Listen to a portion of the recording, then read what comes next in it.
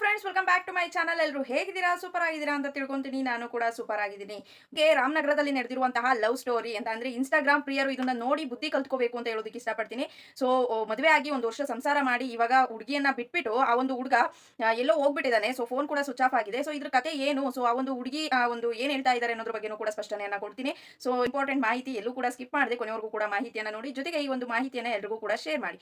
ಬನ್ನಿ friends, video start ಮಾಡೋಣ. Start ಮಾಡೋದಕ್ಕಿಂತ ಮುಂಚೆ ನೀವೇನಾದ್ರೂ ಹೊಸದಾಗಿ ನಮ್ಮ ಚಾನಲ್ ಅನ್ನ ನೋಡ್ತಾ ಇದ್ರೆ ಪ್ಲೀಸ್ ಬೇಗ ಸಬ್ಸ್ಕ್ರೈಬ್ ಮಾಡ್ಕೊಳ್ಳಿ. ಒಂದು ವೇಳೆ ಏನಾದರೂ ಫೇಸ್ಬುಕ್ ಪೇಜ್ ಅಲ್ಲಿ ವಿಸಿಟ್ ಮಾಡ್ತಾ ಇದ್ರೆ ಸೊ ಅಲ್ಲೂ ಕೂಡ ಫಾಲೋ ಮಾಡಿ, ಲೈಕ್ ಮಾಡಿ, ಕಮೆಂಟ್ ಮಾಡಿ, ಶೇರ್ ಮಾಡಿ, ಜೊತೆಗೆ ಸಪೋರ್ಟ್ ಮಾಡಿ. ಯಾರೆಲ್ಲ ಫಾಲೋ ಸಬ್ಸ್ಕ್ರೈಬ್ ಮಾಡ್ಕೊಂಡು ಸಪೋರ್ಟ್ ಮಾಡ್ತಾ ಇದ್ರೆ ಎಲ್ಲರಿಗೂ ಕೂಡ ಹೃದಯಪೂರ್ವಕ ಧನ್ಯವಾದಗಳು.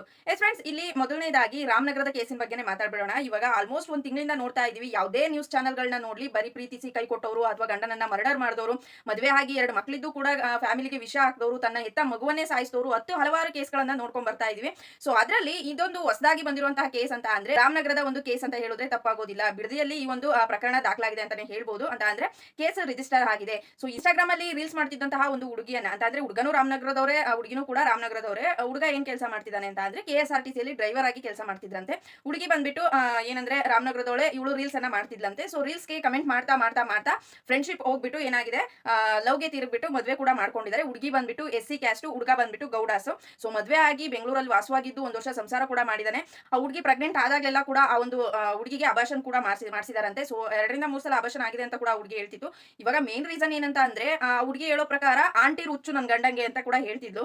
ಅದ್ರ ಜೊತೆಗೆ ಆ ಒಂದು ಮಾಹಿತಿಯ ನಂತರ ಇವಾಗ ಏನ್ ಹೇಳ್ತಾ ಇದ್ದಾಳೆ, ಸೊ ನಾನು SC ಜನಾಂಗದವಳು ಅಂತ ಏನ್ ಮಾಡ್ತಾ ಇದ್ದಾರೆ, ಅವರು ಆ ಹುಡುಗನನ್ನ ದೂರ ಮಾಡ್ತಾ ಇದ್ದಾರೆ, ಎಲ್ಲ ಪ್ರೀ ಪ್ಲಾನ್ ಮಾಡ್ಕೊಂಡು ಮಾಡ್ತಾ ಇದ್ದಾರೆ ಅಂತ ಕೂಡ ಆರೋಪವನ್ನ ಹೊರಿಸಿದ್ದಾರೆ ಅಂತಾನೆ ಹೇಳ್ಬೋದು. ಸೊ ಇವಾಗ ಮದ್ವೆ ಆಗೋದಕ್ಕಿಂತ ಮುಂಚೆ ಸ್ವಲ್ಪ ಯೋಚನೆ ಮಾಡ್ಬೇಕು. ಯಾಕೆಂತಂದ್ರೆ ಇನ್ಸ್ಟಾಗ್ರಾಮ್ ಅನ್ನ ನೆಚ್ಕೊಂಡು ಮದ್ವೆ ಆಗ್ಬಿಟ್ಟು ನೋಡಿ, ಯಾರೆಲ್ಲ ಸೋಷಿಯಲ್ ಮೀಡಿಯಾದಲ್ಲಿ ಲವ್ ಮಾಡಿ ಮದ್ವೆ ಆಗೋದಕ್ಕೆ ಮುಂದಾಗ್ತಿರಲ್ವಾ, ಸೊ ಅಂತವ್ರು ಗಮನ ಇಟ್ಟು ಕೇಳಿಸ್ಕೋಬೇಕು. ಯಾಕೆ ಮನೇಲಿ ಏನಾದ್ರು ಅಪ್ಪ ಅಮ್ಮದಿರು ನಮ್ಗೆ ಹುಡುಗನ್ ನೋಡಕ್ಕೆ ಬಾರ ಅಥವಾ ಏನಾದ್ರು ಹುಡುಗಿ ನೋಡೋದಕ್ಕೆ ಕಷ್ಟ ಆಗುತ್ತೆ ಅಂತ ಏನಾದ್ರು ಹೇಳಿರ್ತಾರ? ಇಲ್ಲ ತಾನೆ. ಈ ಮನೇಲಿ ಹಿರಿಯರು ಇರ್ತಾರೆ ಅಂದ್ಮೇಲೆ ಎಲ್ಲದನ್ನು ಕೂಡ ಅವರು ಯೋಚನೆ ಮಾಡಿ ಮಾಡ್ತಾರೆ ಅಲ್ವಾ. ಸೊ ಸಡನ್ ಆಗಿ ಸೋಷಿಯಲ್ ಮೀಡಿಯಾದಲ್ಲಿ ಎಲ್ಲರೂ ಏನೋ ಗೊತ್ತೇ ಇರೋದಿಲ್ಲ, 2 ಕಮೆಂಟ್ ಮಾಡೋದಂತೆ, 3ನೇ ಸಲ ಭೇಟಿ ಅಂತೆ, 4ನೇ ಸಲ ಮದ್ವೆ ಅಂತೆ ಅಂತ ನೀವು ಮಾಡ್ಕೊಂಡ್ಬಿಡ್ತೀರಲ್ವಾ. ಸೊ ಅಂತವರು ಸ್ವಲ್ಪ ಯೋಚನೆ ಮಾಡಿ ಈ ರೀತಿಯಾದಂತಹ ವಿಡಿಯೋಗಳನ್ನ ನೋಡಿದ್ರೆ ನಿಮಗೆ ಅರ್ಥ ಆಗುತ್ತೆ, ಸೊ ಜೀವನದಲ್ಲಿ ಹೆಂಗಿರ್ಬೇಕು ಅಂತ. ಸೊ ಏನೋ ಅವಾಗಿನ ಕ್ಷಣಕ್ಕೆ ಹೋಗ್ಬಿಟ್ಟು ಮದ್ವೆ ಆಗ್ಬಿಡ್ತೀರಾ. ಇವಾಗ ನೋಡಿ, ಈ ಒಂದು ಹುಡುಗಿಗೆ ಇವಳ ಹೆಸರು ಬಂದ್ಬಿಟ್ಟು ರಕ್ಷಿತಾ ಅಂತ, ಹುಡುಗನ ಹೆಸರು ಬಂದ್ಬಿಟ್ಟು ಪ್ರತಾಪ್ ಅಂತ. ಈ ಒಂದು ರಕ್ಷಿತಾ ಅನ್ನೋ ಹುಡುಗಿನ ಅವ್ರ ತವ್ರ ಮನೆಯವರು ಕೂಡ ಒಳಗಡೆ ಸೇರಿಸ್ತಿಲ್ಲ, ಗಂಡನ ಮನೆಯವರು ಕೂಡ ಒಳಗಡೆ ಸೇರಿಸ್ತಿಲ್ಲ. ರೋಡಲ್ಲಿ ಕುತ್ಕೊಂಡು ಇವಾಗ ನನಗೆ ನ್ಯಾಯ ಕೊಡಿಸಿ ಅಂತ ಕೇಳ್ತಿದ್ದಾರೆ. ಇವತ್ತು ಇಲ್ಲಿ ರೋಡಲ್ಲಿ ಕುತ್ಕೊಂಡು ನ್ಯಾಯ ಕೇಳ್ತಿರುವಂತಹ ಹುಡುಗಿ ಅವತ್ತು ಮೆಸೇಜು ಚಾಟು ಮಾಡಿ ಓಡೋಗಿ ಮದ್ವೆ ಆಗ್ಬೇಕಾದ್ರೆ ಯಾರನ್ನಾದ್ರೂ ಕೇಳಿದ್ರಾ? ಇಲ್ಲ ತಾನೆ. ಸೊ ಇವಾಗೇನೋ ಕಷ್ಟ ನ್ಯಾಯ ಕೇಳ್ತಿದ್ದಾರೆ, ಅದನ್ನು ಕೂಡ ಒಪ್ಕೊಳ್ಳೋಣ, ಇಲ್ಲ ಅಂತ ಹೇಳೋದಕ್ಕಾಗೋದಿಲ್ಲ. ಸ್ವಲ್ಪ ಯೋಚನೆ ಮಾಡ್ಬೇಕಾಗಿತ್ತು. ತಮ್ಮ ಜೀವನದ ಡಿಸಿಷನ್ ಅನ್ನೇ ತಗೊಳ್ಳೋವಷ್ಟು ದೊಡ್ಡವರಾಗಿರ್ತೀರಾ. ಸೊ ಇವಾಗೆಲ್ಲ ನೋಡ್ತಾ ಇದ್ದೀರಾ, ಚಿಕ್ಕ ಚಿಕ್ಕ ಮಕ್ಕಳುಗಳೇ ಲವ್ ಸ್ಟೋರಿ ಅಂತ ಓಡಾಡ್ತವೆ. ಇನ್ಸ್ಟಾಗ್ರಾಮ್ ಅಲ್ಲಿ ಲವ್ ಸ್ಟೋರಿ, ಫೇಸ್ಬುಕ್ ಅಲ್ಲಿ ಲವ್ ಸ್ಟೋರಿ. ಸೊ ಕೇಳಿದ್ರೇನೆ ಆಶ್ಚರ್ಯ ಆಗ್ಬಿಡುತ್ತೆ. ಸೊ ಹಾಗಾಗಿ ಇವತ್ತು ನೋಡಿ, ಆ ಕಡೆನೂ ಇಲ್ಲ ಈ ಕಡೆನೂ ಇಲ್ಲ ಅಂತ ಬೀದಿಗೆ ಬಂದು ಒಬ್ಳೇನೆ ನ್ಯಾಯ ಕೇಳ್ತಾ ಇದ್ದಾಳೆ. ಸೊ ಅವ್ನು ಎಲ್ಲಿದ್ದಾನೆ ಅನ್ನೋದೇ ಗೊತ್ತಿಲ್ಲ. ಫೋನ್ ಸ್ವಿಚ್ ಆಫ್ ಮಾಡ್ಕೊಂಡು ಹೋಗಿದ್ದಾರೆ. ಅವರಮ್ಮ ಹೇಳ್ತಿರೋದೇನು, ನನಗೆ ಇದ್ರ ಬಗ್ಗೆ ಏನು ಗೊತ್ತಿಲ್ಲ, ನಾನೇ 50-60 ಸಾವಿರ ಖರ್ಚು ಮಾಡಿಬಿಟ್ಟು ಗೌರ್ಮೆಂಟ್ ಕೆಲಸನೂ ಕೂಡ ಕೊಡಿಸಿದೆ KSRTC ಅಲ್ಲಿ.